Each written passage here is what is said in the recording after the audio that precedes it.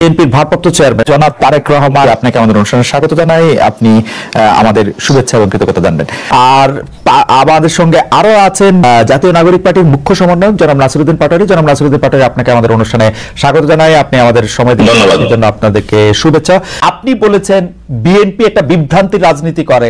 Doctor Yunus সাহেব পারছেন এরকম কি দেখে আপনার মনে হয়েছে যে তরুণদের জন্য বিশাল কিছু করে দিয়ে গেছেন? ইউনূস সাহেবের চেয়ে ধরেন আপনার দল যদি ক্ষমতায় আসে, কারণ আমি দেখতে পাচ্ছি যে এনসিপি অনেকগুলি ভালো ভালো কথা বলতেছে, যেই ভালো ভালো কথাগুলো আসলে ডিফেন্সিভ মনে হয়, অনেক সময় মনে হয় যে ক্ষমতায় যেহেতু যাবো না তাহলে কিছু ভালো কথা বলে রাখি। সেই হিসাবে আপনাকে একটু প্রশ্ন করতে চাই যে আপনাদের দল ক্ষমতায় যদি আসে তাহলে ডক্টর ইউনূসের চেয়ে ভালোভাবে দেশ চালাতে পারবেন কিনা?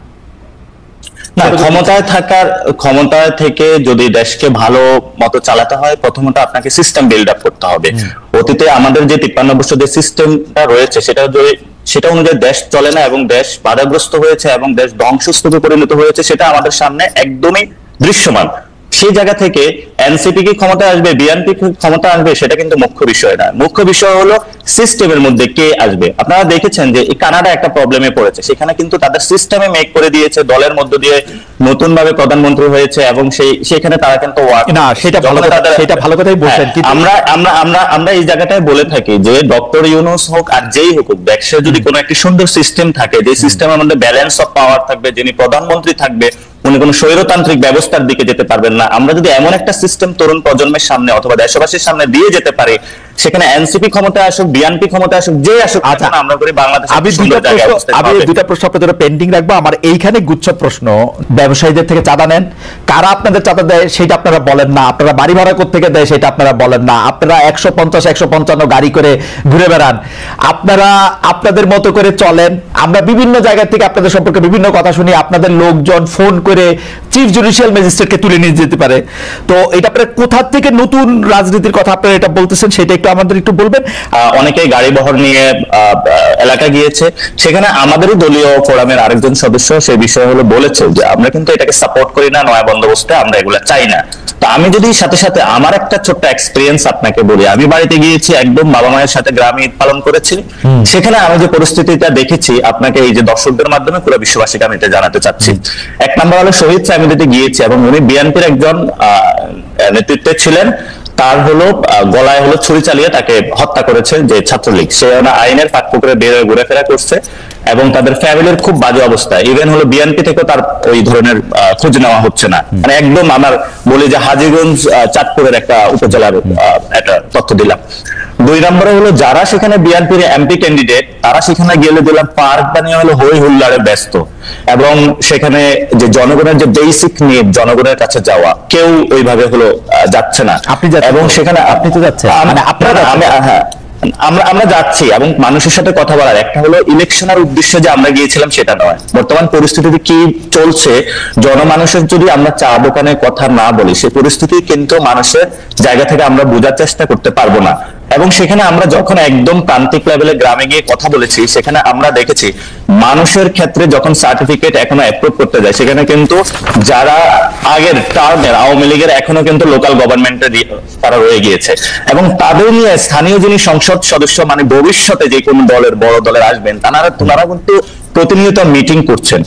আমরা যেমন হলো গাড়ি বহর দেখতেছি প্রান্তিক লেভেলে, আমাদের যারা গ্রামে গিয়েছে, বিভিন্ন গঞ্জে গিয়েছে, মানুষের সাথে কথা বলেছে, এমন ধরনের অসংখ্য স্টোরি আপনাদের সামনে উঠে আসবে। এবং আমরা সেখানে গিয়েছিলাম, গতকালকে আমাদের অফিসে একটা ছেলে এসেছিল, সেখানে সংঘবদ্ধভাবে 35 জনের একটা চক্র বাসায় যখন গিয়েছে, চাঁদা না পেয়ে তার উপরে সংঘবদ্ধভাবে চক্র তার উপরে হামলা চালিয়েছে। তার স্ত্রীর বাচ্চা ছিল গাড়িতে, গলার চেইনটা কেড়ে নেওয়া হয়েছে এবং বাচ্চা যখন গাড়িতে ছিল বলছে গাড়ি পেট্রোল দিয়ে জ্বালিয়ে দিবে। সে গতকালকে অফিসে এসে লিটারালি, আপনাদের তো সুখবর, আপনারা তো সুফল পাবেন, মানে এটাতে আপনারা আমরা একটা যে সুফল পাবো, কিন্তু স্টেট লেভেলে যখন একটি দল কেন্দ্রিক এইসব ব্যবস্থা থাকে, তখন গিয়ে আপনি যখন আইন শৃঙ্খলার কথা বলবেন, তখন এটা একটু টাফ সিচুয়েশনের মধ্যে পড়তে হয়। অথচ যখন আপনি ফিউচার দল হিসাবে আপনি জনগণের সেবা দেওয়ার জন্য চিন্তা করছেন, ভোটারের কাছে যাবেন, তখন যখন আমরা এই পরিস্থিতিগুলো দেখি, তখন আপনি কতটুকু সংস্কার প্রক্রিয়ার মধ্য দিয়ে যাবেন সেটার সম্পর্কে আমরা দ্বিধান্বিত। 1 নাম্বার। 2 নাম্বার জিনিস হলো, আপনি সারফেস লেভেলে বললেন সংস্কার এত %, আপনি সংবিধান সংস্কার প্রশ্ন হলো আপনি নিশ্চুপ থাকলেন। সেখানে আপনি দেখালেন যে দলীয় প্রধান যিনি উনি কিন্তু হলো প্রেসিডেন্টের সাথে পরামর্শ করে, প্রেসিডেন্ট তার সাথে পরামর্শ করে আবার বিচার বিভাগে দিচ্ছে, নির্বাহী বিভাগ দিচ্ছে, লেজিসলেটিভ আইনসভার মধ্যে দিচ্ছে, এবং এটা তো ঈশ্বরের চেয়ে বড় শক্তিশালী সে হয়ে উঠতেছে। তো আপনি যখন ওয়েস্টমিনিস্টারের কথা বলেন, সেখানে তার কতগুলো বাউন্ডারি, কিন্তু আপনি কি বাংলাদেশের জনাব নাসিরউদ্দিন পাটোয়ারি, আপনি কি বাংলাদেশের রাজনৈতিক বাস্তবতা জানেন? বাংলাদেশের রাজনীতিতে যদি নানামুখী ক্ষমতার কেন্দ্র তৈরি হয়, তাহলে বাংলাদেশের এই সরকার চালানো যে বহুমুখী অসুবিধার মধ্যে ডক্টর ইউনূস এখন পড়তেছেন, তার প্রতি শ্রদ্ধা রেখেই বলতেছি যে নানা রকম ক্ষমতার কেন্দ্র তৈরি হতে, ওই রকম ক্ষমতার কেন্দ্র তৈরি হতে বাংলাদেশের মতো একটা দেশ চালানো কিন্তু আসলে ইটস নট দ্যাট ইজি। এটা আপনি একটা এক ধরনের ইউটিলিটিয়ান চিন্তা ভাবনা, কিন্তু এটা এটা এটা এটা আসলে অনেক বক্তব্য দেওয়ার কারণে, বড় বড় অনেক সাপোর্টার বেস কথা বলার কারণে অনেকের কাছে এগুলো ইউটিলিটিয়ান চিন্তা মনে হয়। কিন্তু আমরা বলতেছি না যে আপনার সবগুলো আপনি 10 জনকে 10টা দিয়ে দেন, আমরা তো এটা বলতেছি না। আপনি ব্যালেন্স অফ পাওয়ার করেন, আপনার জবাবদিহিতার জায়গাটা কোথায়? আপনি সংসদে যখন যাচ্ছেন তখনও জবাবদিহিতা নেই, বিচারালয়ে যাচ্ছেন জবাবদিহিতা নেই, আপনি যখন নির্বাহী বিভাগে, আপনি আমাকে এক্স্যাক্টলি বলেন তো ডক্টর ইউনূসের জবাবদিহি কার কাছে আছে? আপনার যে সরকারটা প্রলং করতেছেন, এইটার জবাবদিহি না, এটা আমি স্ট্রংলি বিরোধিতা করি, কারণ আমরা ডক্টর ইউনূসের সরকারকে প্রলঙ্গিত করার কোনো ইচ্ছা আমাদের নাই। ঠিক আগের বক্তব্যে আপনার বক্তব্যের সারাংশই তাই ছিল যে উনি যেভাবে দেশ চালাচ্ছেন, উনি যে উদাহরণগুলি সৃষ্টি করছেন, উনি যেভাবে এটা করছেন, আপনি বলতেছেন না, কিন্তু উনি কার কাছে?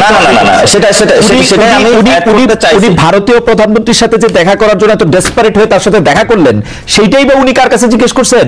চীনে গিয়ে উনি কারে কি কি বলবেন টলবেন, সেইটাই বা কোথায় আলোচনা করছেন? হ্যাঁ, সেটাই যে আপনি যখন বললেন যে আমার বক্তব্যের সারাংশ আসতেছে যে ডক্টর ইউনূস প্রলঙ্গিত, কিন্তু সেখানে আমরা বলছিলাম যে 1000 যারা শহীদ হয়েছিল, আমরা যারা মাঠে লড়াই করেছিলাম, আমরা বলেছিলাম ডেমোক্রেটিক একটা প্রক্রিয়ার মধ্যে দেওয়ার জন্য। ডেমোক্রেটিক প্রক্রিয়ার মধ্যে যখন আমি এই কথাটা বলতেছি, তখন আমরা এই কথার সাথে কিন্তু সাংঘর্ষিক ডক্টর ইউনূসকে প্রলঙ্গিত করা, ফলত আমরা ডক্টর ইউনূস কতদিন থাকবে সেই বিষয়ে বা প্রলঙ্গিত করা এই বিষয়ে সেটা আমরা একমত নয়। আমরা বলেছি ডেমোক্রেটিক একটা প্রক্রিয়ার মধ্যে যাওয়া, একটা সিস্টেম ডেভেলপ করা। নাসিরউদ্দিন পাটোয়ারি, আপনি যদি ওই জায়গা থেকে শুরু করেন যে আসলে প্রথম এই যে হামলা, কারো উপরে একদম বিচার করে ফেলা, চল দেখা আসি, এইটার মধ্যে এটা শেষ করে দেই, এগুলো আপনারা শুরু করছিলেন আসলে, বা আপনাদের কাছাকাছি জায়গা থেকে শুরু হয়েছিল, আপনাদের সমর্থন ছিল, এখন কি এটা একটু আয়ত্তের বাইরে চলে গেছে কিনা? মানে সারা বিশ্বের কাছে যখন একটা বিনিয়োগ বোর্ডের একটা মিটিং হচ্ছে, তখন আমরা এটা কি প্রমাণ করলাম? ইসরায়েলের বিরুদ্ধে আমাদের প্রতিবাদ জানাতে গিয়ে জুতার দোকানের জুতা লুট করে নিয়ে আসা, কি প্রমাণ করলাম?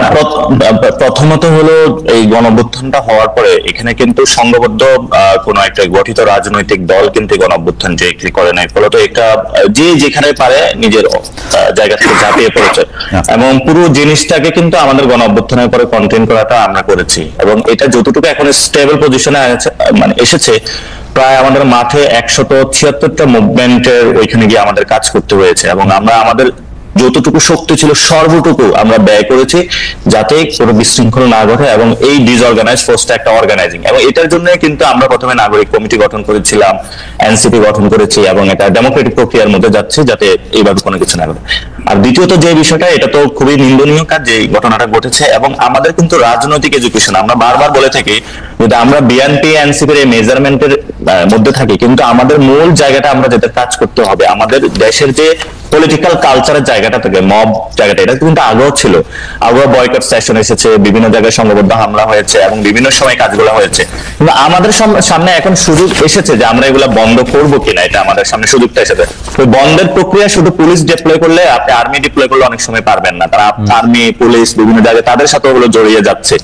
এটার জন্য হলো জনগণকে বিভিন্ন জায়গাতে রাজনৈতিক দলগুলো তো হলো এগিয়ে আসতে হবে, এবং এটা যেটা ছাত্র দলের উদাহরণটা এসেছে খুব ভালো, এবং আমরাও কিন্তু মন্দির পাহারা দিয়েছিলাম, এনসিপিও কিন্তু ওই জায়গায় সার্বক্ষণিক কাজ করতেছে যাতে হলো এই ধরনের কোনো প্রক্রিয়াগত মানে কাজগুলো না ঘটে, এবং ভবিষ্যতে এই ধরনের যখন প্রথম আলোতে হামলার কথা হয়েছিল অনেকেই সেখানে গিয়েছিল, আমি নিজেই সেখানে যোগাযোগ করে গিয়েছি, এবং আমি তাদেরকে বলেছিলাম যে যে কোনো পরিস্থিতিতে আমরা প্রস্তুত আছি, কারণ যদি কারো বিরুদ্ধে সুনির্দিষ্ট কোনো অভিযোগ থাকে সেটা আইন আছে, আদালত আছে, এবং আপনি সেখানে বলতে পারেন, কিন্তু এই ভিত্তিতে করা উচিত না। ফলে আমাদের সামগ্রিক সংস্কৃতিটা চেঞ্জ করতে হবে, এটা যদি আমরা করতে না পারি তাহলে ভবিষ্যতে আপনি বিএনপি আসুক, যে কোনো দলে আসুক, একই সিস্টেম চলতে থাকবে। 1 নম্বর। 2 নম্বর জিনিসটা হলো প্লিজ, হ্যাঁ যেটা 2 নম্বর হলো অর্থ বিলের যে বিষয়টা আপনি আমাকে সংশোধনী দিয়েছিলেন, আমার মনে হয় আপনারা আরেকটু রিভিউ করবেন, সেখানে কর আরোপ এবং আরো কিছু বিষয় আছে যেগুলো নিয়ে আমি আপনাকে পড়ে শোনাতে পারি অর্থ বিলের মধ্যে কি কি ইনক্লুডেড। অর্থ বিলের বাইরে আসলে সরকারের কোনো ব্যয় সম্ভব না, অর্থ বিলের সরকারের কোনো ব্যয় সম্ভব না। ব্যয়ের ক্ষেত্রে যেটা হলো কর আরোপ থেকে শুরু করে যে বড় বড় প্রক্রিয়াগুলোতে, সেখানে আমরা চাইনি যে কোনো বাধাগ্রস্ত সৃষ্টি হোক বা নিজের স্বার্থের জন্য কেউ ফ্লোর ক্রস করুক, কিন্তু হলো স্বাধীনতার জন্য যে নিজের ভিউজ গুলা প্রকাশ করার জন্য সেখানে কিন্তু আমরা মতামত দিয়েছিলাম। মানে আপনারা অর্থ বিলের ব্যাপার তো আমি আবার বলি, সরকারি দলের সংসদ সদস্য বা সরকারি দলের মন্ত্রীরা যে বিল উত্থাপন করবেন সবগুলো অর্থ বিল হইতে বাধ্য, কারণ সেটার সাথে টাকা পয়সা সব, মানে আপনি টেকনিক্যালি আমি বলি, আপনি এটা ছাপায় আনবেন তো তখনই এটার সাথে টাকা পয়সা ইনভলভ হয়ে যাবে। আপনি অর্থ বিল ছাড়া সরকার কোনো বিল সবই অর্থ বিল করতে পারবে না, সবই অর্থ বিল, একটা হাউস অ্যালাউন্স থেকে। যখন আপনি বলেন অর্থ বিল করতে পারবে না, তখন হচ্ছে আসলে প্র্যাকটিক্যালি কিছু করতে পারবে না আর কি, মানে প্র্যাকটিক্যালি কিন্তু হলো তার ভিউজ গুলা এখন যেটা হয় আমাদের মানে দাঁড়ায় থেকে আপনাকে একটু নিন্দাবন্ধ করতে পারবে যে আমাদের মন্ত্রী নাসিরউদ্দিন পাটোয়ারি এটা ভালো কাজ করে না, এগুলি বলতে পারবে, তাই তো? সেটা তো প্রধানমন্ত্রীর যে দলীয় ফোরামের বাইরে উনি যাইতে পারবে কিনা, সেখানে আমরা মনে করি স্বাধীনতা থাকবে, এবং এটার কোনো যদি অর্থ বিল আসে সবকিছু হয় সেখানে হলো তার সমালোচনা করা যায়, যেটা এখন নাই। আমরা সেই মনে করি সেই সুযোগটা হলো ভবিষ্যতে থাকা উচিত। আর ভবিষ্যৎ বাংলাদেশের রূপরেখাতে আপনারা যে কথাটা বলেছিলেন যে এটা বিএনপি হোক আওয়ামী লীগ হোক যে কেউ হোক না কেন, ডক্টর ইউনূস সাহেব এখনো আছেন, ভবিষ্যতে যদি আমরা সংস্কৃতির ক্ষেত্রে চেঞ্জ না করতে পারি, আমরা কোন দল যে দলই বাংলাদেশে যত সুন্দর দল নিয়ে আসুক, জনগণের সামগ্রিক জায়গা থেকে পরিবর্তন করতে হবে। আর আপনি যে নিউজগুলোর কথা বলেছেন, আমিও প্র্যাকটিক্যালি গ্রামে গিয়ে দেখেছি, সামাজিক ভাবে আমাদের অনেক পরিবর্তন। আপনাদের নিউজগুলি তো বলি নাই, আপনাদের নিউজগুলি কিন্তু বলবো, আপনাদের নিউজগুলি কিন্তু হচ্ছে যে আরো মারাত্মক। আপনারা টেলিফোন করে চিফ জুডিশিয়াল ম্যাজিস্ট্রেটকে সরায় দেন যে নিয়োগের জায়গা থেকে এটা করতে হবে। আপনারা প্রায় প্রতিটা উপজেলা এবং জেলা সরকারি কর্মকর্তাদের অফিসে এই যে ধরেন ছোটখাটো যে কোনো নিয়োগ এগুলি পাইলে আপনারা ঝাঁপায় পড়েন। আপনারা প্রতিটা থানায় ফোন করেন, ফোন করে করে বলেন আমি সমন্বয় কুমুক। হয়তো নাসিরউদ্দিন পাটোয়ারির মতো অত বড় সমন্বয় ফোন করে না, কিন্তু এগুলি করে, এগুলো কিন্তু আমরা করি। নাসিরউদ্দিন পাটোয়ারি 1 মিনিট, আমরা ঈদের সময় এনসিপি লোক থেকে না, আপনি শুধু আমার স্পেসিফিক প্রশ্নের জবাব দেন, কারণ এটা আমার একটা মানে আমি আমার টাইম ম্যানেজমেন্ট খারাপ, সেজন্য আমি একদম লেট করে ফেলছি। যে এনসিপির সদস্যরা বিভিন্ন সময় লোকজনের কাছে গেছেন,